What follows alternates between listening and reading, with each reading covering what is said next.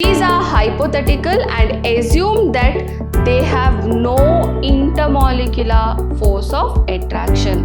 What have we assumed? Ideal normal temperature and pressure is 0 degrees Celsius and 1 atmospheric pressure, that is equal volume of all gases contain equal number of molecules. That is, now I'll rearrange. I'll take the molecular mass on the other side. Volume I will get it to the denominator.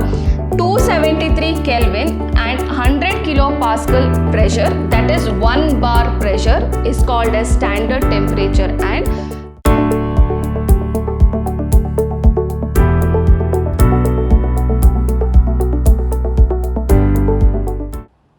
hello my dear students, welcome back to the third session on the chapter States of Matter, Gases and Liquids. Last class we had studied about what is Boyle's law, what is Charles' law, as well as about Gay-Lussac's law. Today we shall solve some of the numericals based on these three laws. Okay, so the first one which we have is a balloon is filled with hydrogen at room temperature. It will burst if pressure exceeds 0.2 bar. If at 1 bar pressure the gas occupies 2.27 liter volume, up to what volume can the balloon be expanded? So you can see here from the question that pressure is given and volume is given. So it is pressure volume relationship which you need to know, and pressure volume relationship you are learning in Boyle's law, isn't it? So according to Boyle's law, we know that P1 V1 is equal to P2 V2. Now from my question, what is the data I am going to get so that I can substitute over here? We'll see. When pressure is 1 bar, so I will take this as P1. Volume of the gas occupied is 2.27 liters. So at this pressure, this is the volume of the gas occupied, correct? So at this pressure, this is the volume of the gas. So I'll take this as P1 and the other one as V1. Now, what is the other data we get? See, the balloon is filled with hydrogen at room temperature. It will burst if pressure exceeds 0.2 bar. So, we'll see if pressure is 0.2 bar, what will be the volume occupied? Okay, then we can tell up to what volume the balloon can expand. Okay, so we have to find out V2 here. I'll just substitute 1 into 2.27 is equal to 0.2 into V2. Therefore, V2 is equal to 1 into 2.27 divided by 0.2. If I solve this, I'll get it as 11.35 liters. Okay, that means the volume of the balloon should be less than 11.35 liters, because if it exceeds 0.2 bar, it will burst.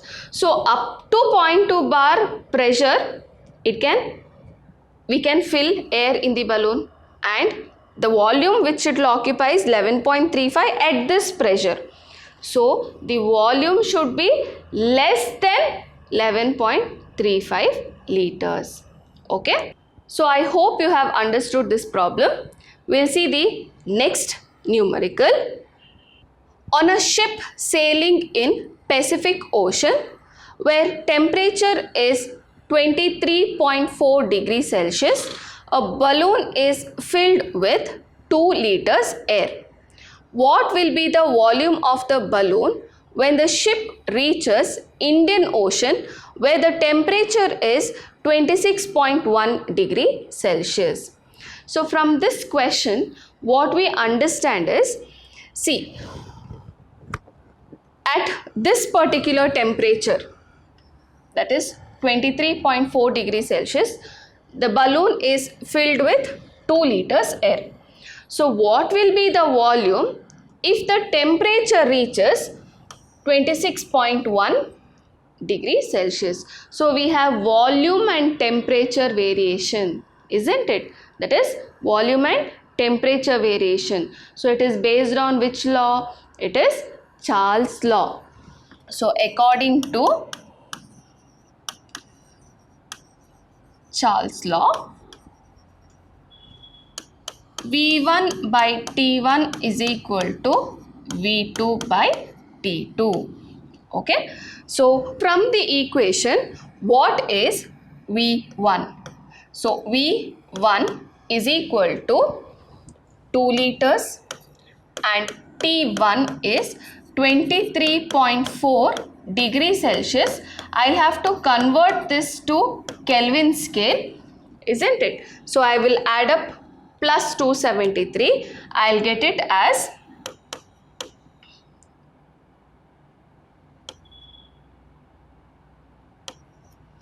296.4 Kelvin. Okay. So what will be V2? What is the volume occupied when temperature is 26.1 degrees Celsius? So 26.1 plus I have to do again 273, that will be 299.1 Kelvin.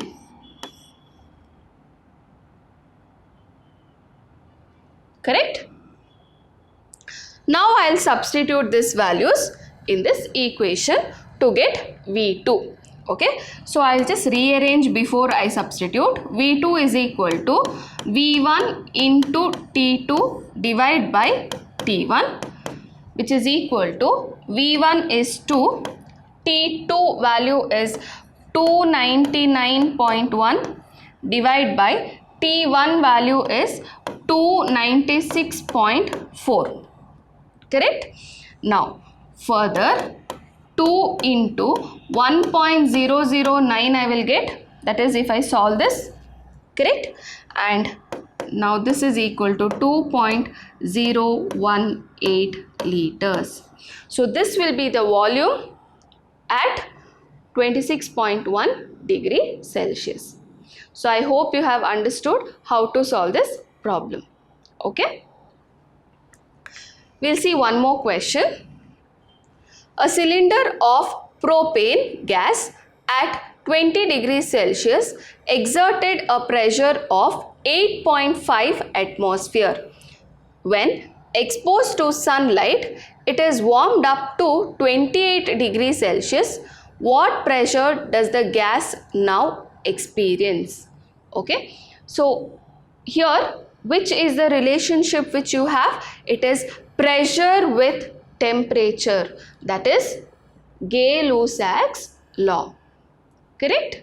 So according to Gay-Lussac's law, we know that P1 by T1 is equal to P2 by T2. Now we'll write what is the data which we have got. When the temperature is 20 degrees Celsius, so I'll take this as T1, 20 degrees Celsius, again have to convert it to Kelvin scale, so it is 293 Kelvin. Then the pressure is P1 is 8.5 atmosphere. Correct? Now when it is warmed up to 28 degrees Celsius, so T2 is equal to 28 degrees Celsius plus 273, so that I can get it converted to Kelvin, and this will be 301 Kelvin. So what is the pressure I need to find out? Okay, so P2 I need to find out, so I'll keep it on one end, P1 into T2 by T1. Okay, what is P1? 8.5 into T2 is 301 divided by 293. If I solve this, I'll get it as 8.73 atmospheres because it's the pressure P2. Okay, so I hope you have understood how to solve the problems now. We have done each problem based on each law which we have studied in the previous class, isn't it? Next we'll see about the next gas law, that is. So I hope you have understood the three problems which we have solved, each one on each law which we studied in the previous class. Okay. Next we are going to learn what is normal temperature and pressure and what is standard temperature and pressure. It is very important for you all to know both of these values, okay, in what is NTP and what is STP. So normal temperature and pressure is 0 degrees Celsius and 1 atmospheric pressure, that is in Kelvin scale it is 273.15 Kelvin, and 1 atmosphere if I have to give it in Pascal, okay, that is 101.325 kilopascal, and both of this is called as normal temperature and pressure. So in degree Celsius and atmosphere if I tell, it is 0 degree Celsius and 1 atmosphere. If I am telling it in Kelvin scale, it is 273 Kelvin and 101.325 kilopascal pressure, okay, that is in pascals if we are telling. This is normal temperature and pressure, NTP we call it as. Now what is standard temperature and pressure, that is STP, okay. 273 Kelvin and 100 kilopascal pressure, that is 1 bar pressure, is called as standard temperature and pressure, and the volume occupied by an ideal gas at STP is 22.71 dm³, whereas the molar volume at NTP, that is at normal temperature and pressure, the volume occupied by the gas is 22.4 dm³. And what is NTP? 0 degree Celsius and 1 atmosphere, or 273 Kelvin and 101.325 kilopascal. What is STP? Temperature is same, see 273 Kelvin or 0 degree Celsius, and pressure is 1 bar pressure and 100 kilopascal pressure. 1 bar is 100 kilopascal, okay. And at this temperature and pressure, the molar volume of any gas, that is at STP, is 22.71 dm³ or 22.7 liters. Okay, so always note this, 1 bar is equal to 0.986 atmosphere.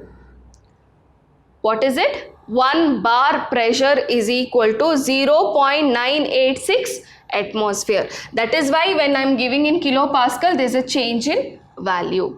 Okay, both of these values you need to remember. Clear? Because further when I will tell NTP and STP, the values for you all need to connect. You need to remember. I will not tell every time what is STP and what is NTP. Okay. Next we have Avogadro's law. In Avogadro's law, we are going to learn volume amount relationship. So what does Avogadro's law state?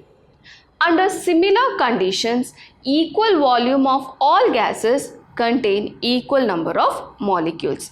For example, if I take one volume of hydrogen gas and one volume of oxygen gas, both at same conditions of temperature and pressure, then if this contains around 10 molecules, even this will contain 10 molecules. Here 10 molecules of hydrogen will be there, here 10 molecules of oxygen will be there.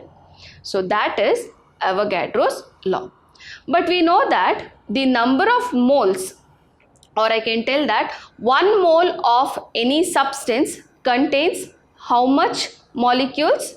6.022 into 10 to the power 23 molecules. That is known as Avogadro's constant. Thus, I'll write it as volume is directly proportional to number of moles. Correct? And removing the proportionality, we put a constant called as K. Now, what is number of moles? mass by molecular mass of the gas. Any gas I can take, but it should be mass of that gas by molecular mass. I'll get the number of moles. Now this relationship, if I put in the above equation, I'll get V is equal to K m by m, that is mass by molecular mass. Now I'll rearrange. I'll take the molecular mass on the other side. Volume I will get it to the denominator. Then I will get this as, see, m, that is molecular mass, is equal to constant into mass by volume. What is mass by volume? Density. So I can write as molecular mass is equal to constant into density, or I can tell molecular mass is directly proportional to density of a gas. Okay, this is also the relationship which we are getting from which law? Avogadro's law. So this is the second time you all are studying this, isn't it? First time you all have studied this in the first chapter, some basic concepts of chemistry, if you do remember. Correct? Okay. So we'll see the next topic, that is ideal gases. What do you mean by ideal gases? The gas which follows Boyle's law, Charles' law and Avogadro's law are called as ideal gases. Okay? These are hypothetical and assume that they have no intermolecular force of attraction. What have we assumed? Ideal gases do not have any intermolecular force of attraction. And which are the laws that we will follow? Boyle's law, Charles' law and Avogadro's law. But I told you ideal gas is hypothetical. We have assumed that there is no intermolecular force of attraction at all. But do you think that is true? No, isn't it? That's why we have something called as real gases. Okay, these are gases which does not obey all the law in all situation. That is, it may follow one or two laws, but all the laws, all the three, that is Boyle's law, Charles' law as well as Avogadro law, in all situation it will not follow.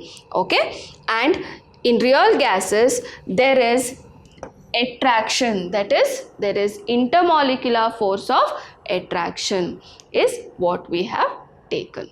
And we know which are the different types of intermolecular force of attraction, isn't it? So this is the concept of ideal gas and real gas. We will be learning about this detail in next class.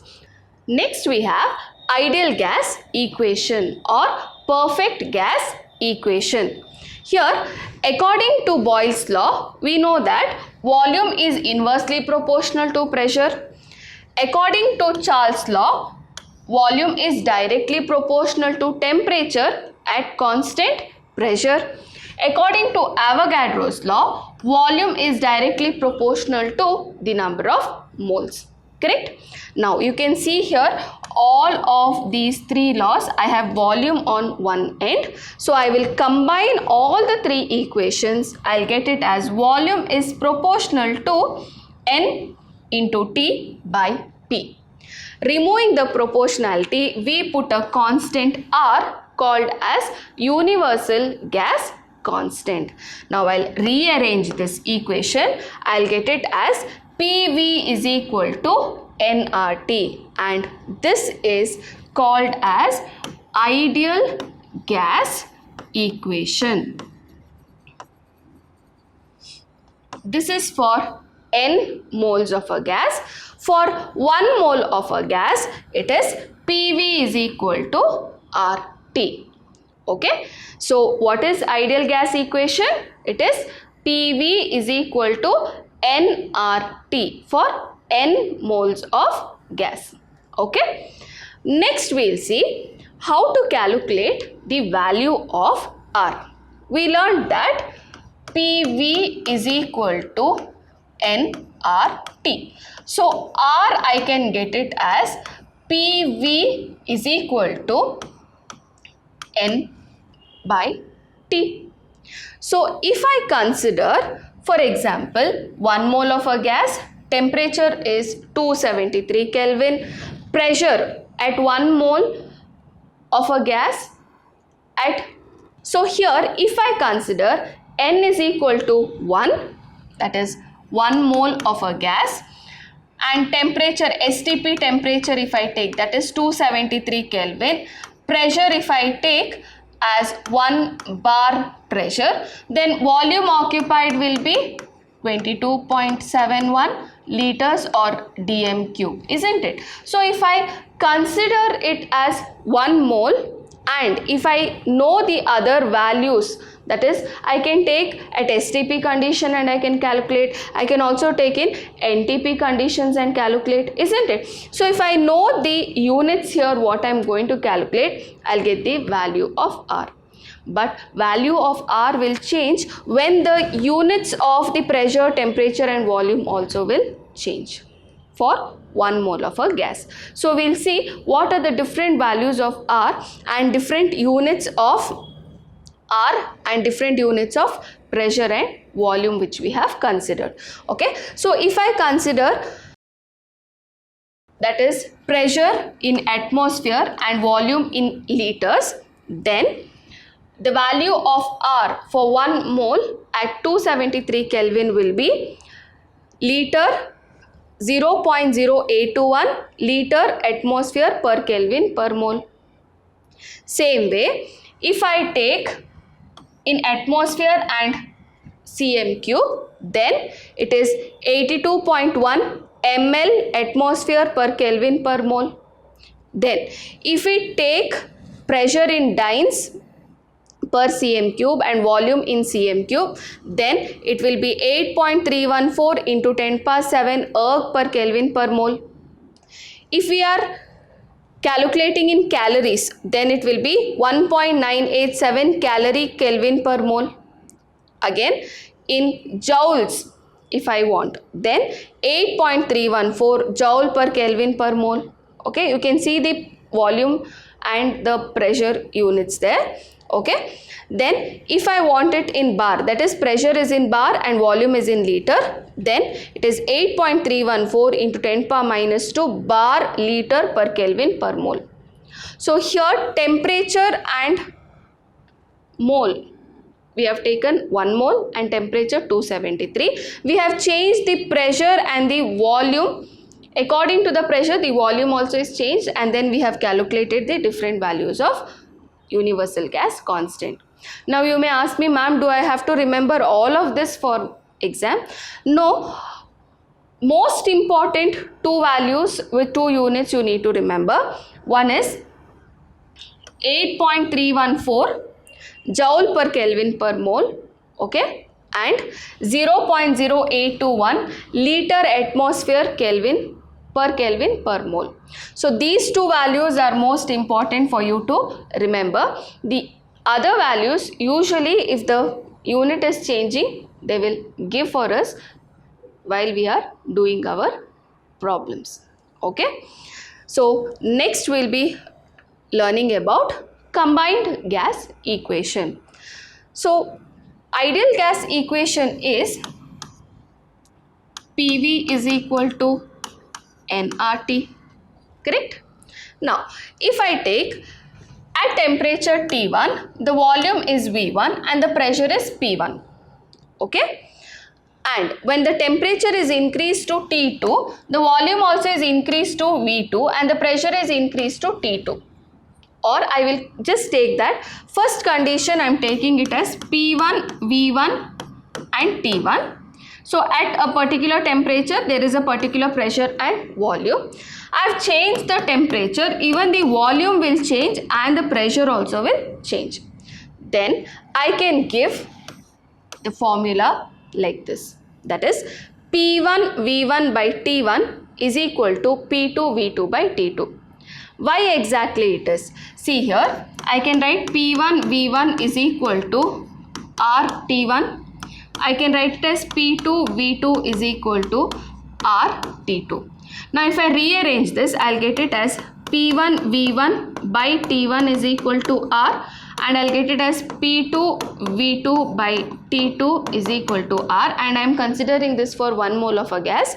Okay, now both are is equal to constant, so I will equate them and I will get this equation, which is called as combined gas equation.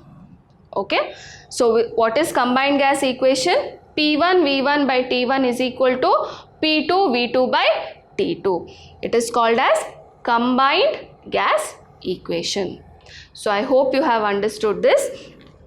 Next we are going to study about relationship between density and molar mass. We know that the ideal gas equation is PV is equal to nRT, where n is number of moles. How do we calculate the number of moles? Mass by molecular mass, isn't it? So it is mass by molecular mass. Now this value, if I have to introduce in this equation, I'll get it as PV is equal to mass by molecular mass into RT. Next what I'll do is, I'll just rearrange volume also, I will get it on the other side. So I'll get it as P is equal to mass by volume RT by molecular mass. What is mass by volume? Density. So I have put D over here. So P is equal to dRT by M. So what have we got? We have got density in the same equation as. So once we have substituted m by v as d, I'll get the equation as P is equal to dRT by m, or I can again rearrange this equation to get it as mass is equal to density RT by P. Okay, from that I get to know molecular mass is directly proportional to density, but then density, what happens is very low at atmospheric pressure. That is why always density is given gram per liter. Okay. So from this equation I get to know mass is directly proportional to density. Correct? Okay. So this is the relationship between molecular mass and density. We have some numericals to be solved based on this. Okay. We'll do it in the coming sessions. Next class we'll be learning about Dalton's law of partial pressure and we'll solve some more numericals. Okay. Thank you my dear children. See you next class. Stay tuned. Stay curious.